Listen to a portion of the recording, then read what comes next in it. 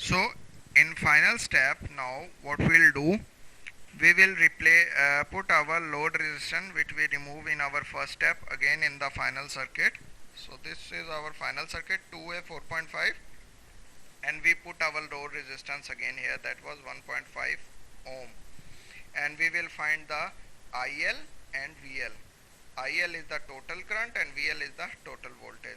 So how we will find the total current in this?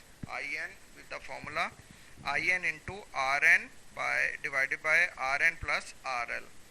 So what is the value of IN? We find out that is 2 ampere and RN 4.5, and RL is here, load resistance is 1.5. So IL will be 1.5 ampere and VL will be I into RL 2.25.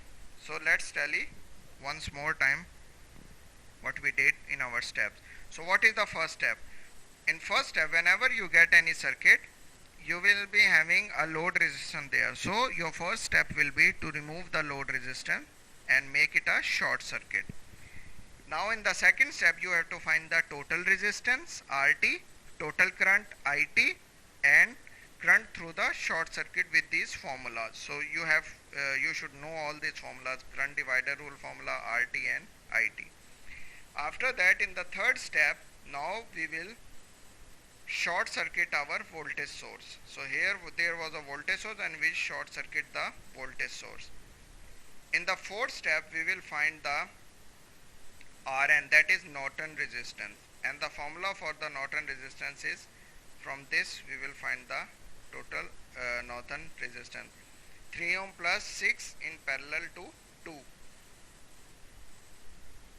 In the fifth step, because now we have values of Norton resistance Rn, and we also have the value of current through the short circuit, so we will put that here. ISC value 2 ampere, we draw a circuit here, and 4.5 amp. Now you must be thinking why we put the current source here, because there was a voltage source. Because Norton theorem, whenever we talk about the Norton theorem, it indicates that a current source should be in parallel with the resistance. So after finding the total resistance, we find the